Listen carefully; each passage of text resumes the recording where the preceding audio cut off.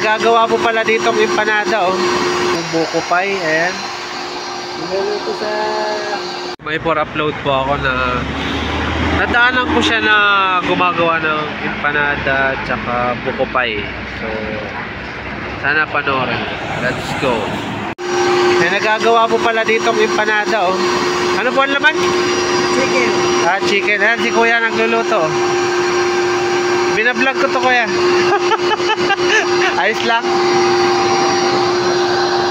Kayo po may ano dito, kuya? Malakas pa to dito? Pineapple. Ito natin. Para na...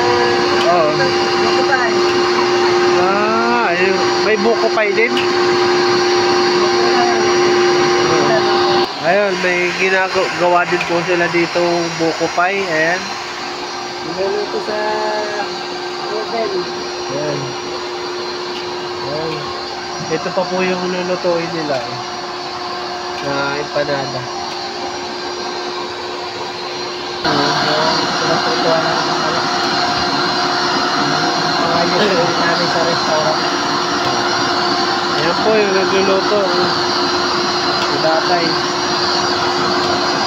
Hindi ka na pwede maligo nun, eh. Pagka, naliligo ka na muna. Muna tayo. Ano? Natapaka ko lang dito.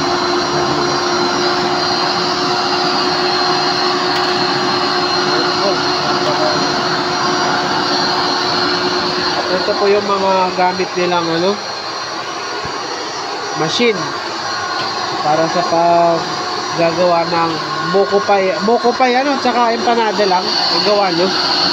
Tapos donut. Tsaka din po pala donut. Ayan.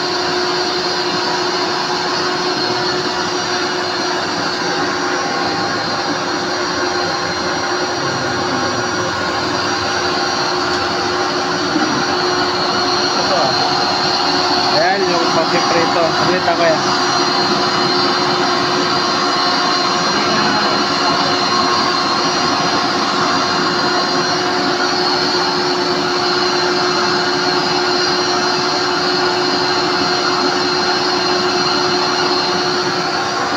Ito po yung luto na. Naluto na ni kuya. Ayan.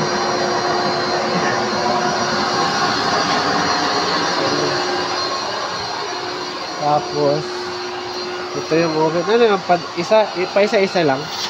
Dalawa po, naubusan lang ako ng gato. Naubusan lang. Ito po yung ng buko pie. Malakas din Malakas din? Oo. Tubo naman sa tuhunan. Kita rin naman. Hindi ka tuhunan. Pati. Oo. O yung isa nandun, nakatambay, nagkakain. Ayan, so business na.